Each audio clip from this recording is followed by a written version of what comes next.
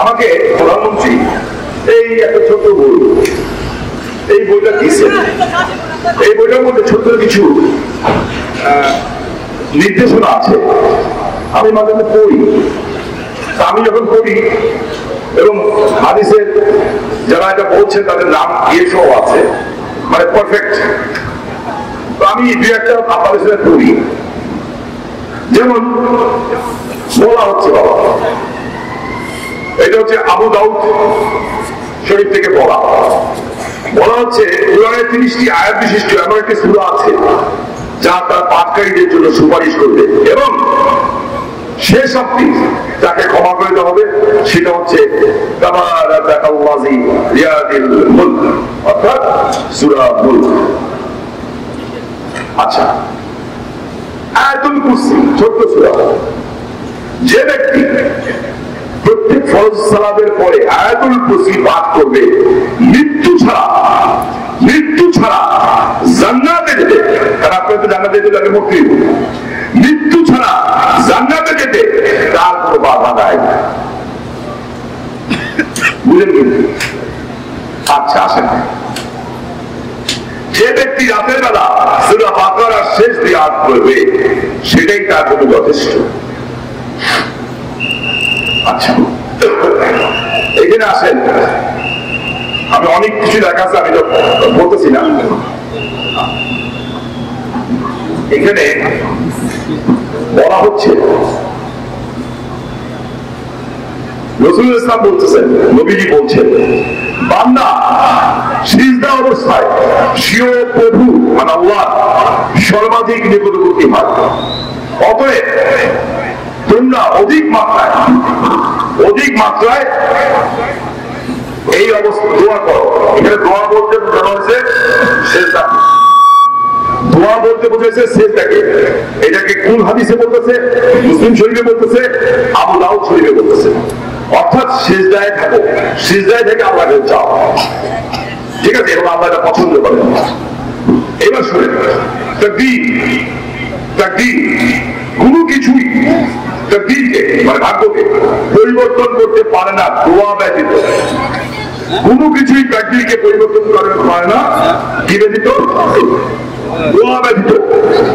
নিশ্চয়ই যে বিপদ, ভালো করে শুনেন, যে বিপদ নাজিল হওয়ার কথা ছিল দোয়ার কারণে তা উঠিয়ে নেওয়া হয়। যখন আপনি আল্লাহর কাছে সিজদায় থাকবেন, বিপদ আসতেছিল আপনার, আল্লাহ সেটা উঠাই নেবেন আপনাকে, বিপদ আপনার কাছে আসবে না ইনশাআল্লাহ। যে নিয়ামত অবতীর্ণ হওয়ার কথা ছিল না, যে নিয়ামত আপনার উপরে অবতীর্ণ হওয়ার কথা ছিল না, তা অবতীর্ণ করা হয় যে আল্লাহর বান্দাগণ তোমরা বেশি বেশি দোয়া করো। তিরমিজি শরীফ। দেখেন আরেকটা কথা কি সুন্দর লেখা আছে,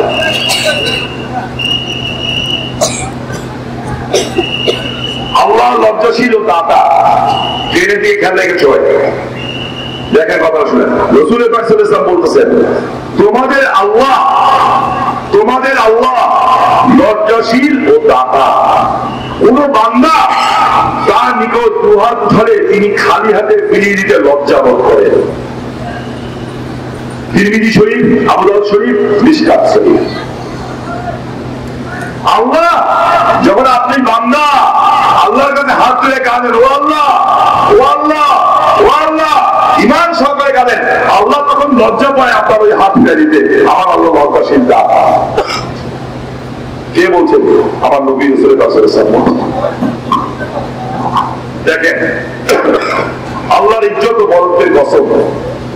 আমি যেটা বলতেছিলাম যে আমার জন্য আল্লাহই যথেষ্ট। দেখেন এখানে আল্লাহই যথেষ্ট।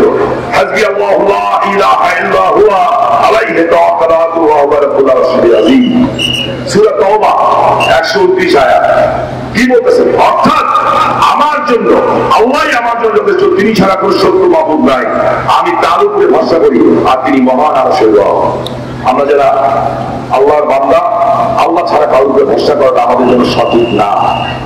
সাহায্য করবো সবার, কিন্তু ভরসা করতে পারলাম। দেখেন শয়তানের সাথে আল্লাহর কত গোপন। দেখেন আল্লাহর ইজ্জত ও বরকতের কসম, কে দিচ্ছে প্রথমে? শয়তান। ইবলিস তার রবকে বলছে, আল্লাহকে বলছে আপনার ইজ্জত ও বরকতের কসম, আমি বনি আদমকে নষ্ট করতেই থাকি যতক্ষণ তাদের মধ্যে রূহ থাকে। আপনার মধ্যে আমার যদি রূহ থাকে ততক্ষণ মধ্যে শয়তান আমাদেরকে ভুল পথে পরিচালিত করবে। আল্লাহ বলেন, জবাবে দিচ্ছেন আলহামদুলিল্লাহ সুবহানাল্লাহ। আল্লাহ বলেন আমার আল্লাহ ইজ্জত ও বরকতের কসম, আমি তাদের ক্ষমা করতে থাকবো যতক্ষণ তারা আমার নিকট ইস্তেগফার করে। এরকম আর অনেক আছে। আমি এই কথাগুলি বললাম যে ছোট ছোট জিনিস দিয়ে আল্লাহকে খুশি করা যায়। তবে সবচেয়ে বড় জিনিস যেটা হচ্ছে সেটা হচ্ছে ঈমান। আপনাকে পরিপূর্ণভাবে আল্লাহর উপর ঈমান রাখতে হবে, ভরসা করতে হবে।